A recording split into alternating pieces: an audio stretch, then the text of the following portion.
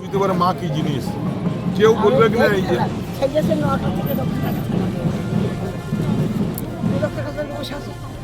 আমি এবার কি করি, আমি দেখতে আসি প্রচুর ভোটে জিতবে, প্রচুর ভোটে জিতবে, প্রচুর। পান্ডবেশ্বর বিধানসভা এলাকার ভোটের হওয়া এখন তুঙ্গে। তৃণমূল প্রার্থী নরেন্দ্রনাথ চক্রবর্তীর প্রচার অভিযানে দেখা গেল এক বিরল চিত্র। ৮ থেকে আসে সব বয়সের মানুষেরই ঢল নেমেছে তার মিছিলে। তবে সব থেকে বেশি নজর কেড়েছে ৮৫ বছর বয়সী এক বৃদ্ধের বক্তব্য। বয়সের ভারে শরীর নুয়ে পড়লেও নরেন্দ্রনাথ চক্রবর্তীর সমর্থনে তার কণ্ঠ ছিল আজ অত্যন্ত জোরালো। পান্ডবেশ্বর ব্লকের বিভিন্ন এলাকায় যখন তৃণমূল প্রার্থী জনজোয়ার আছড়ে পড়ছে, ঠিক তখনই দেখা মিলল চন্দ্রমোহন চ্যাটার্জির।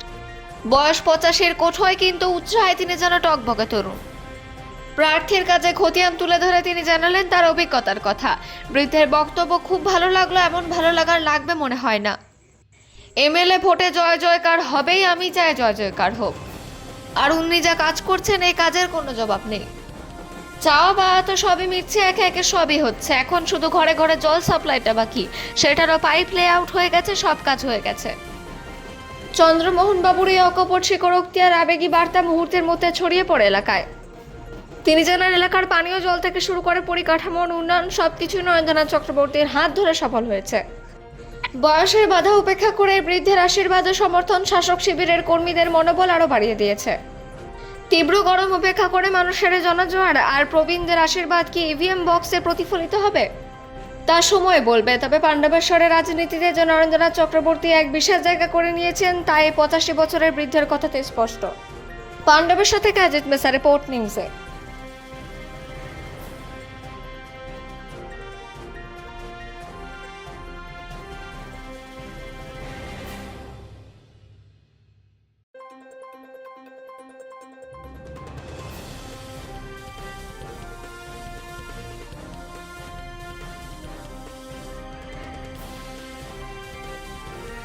ভালো লাগলো, এরকম ভালো লাগা আর লাগবে বলে মনে হয় না। এমপি ভোটে জয় জয়কার হবে, আমি চাই জয় জয়কার। আর উনি যা কাজ করেছেন এ কাজের জবাব নাই, কাজের জবাব নাই। কি বলতে চাইছেন? বিধায়ক সাহেব কি কিছু চাইছেন? আপনার কিছু চাওয়া পাওয়া আছে? চাওয়া পাওয়া তো সবই মিটেছে, সব মিটে গেছে, মিটাচ্ছে একে একে সবই হচ্ছে। ঘরে কেবল জলের সাপ্লাইটা দিয়ে বাস, পাইপ লেআউট হয়ে গেছে, সব কাজ হয়ে গেছে। কি নাম আপনার? জল আসার আপনার নাম কি? আমার নাম চন্দ্রমোহন চ্যাটার্জি।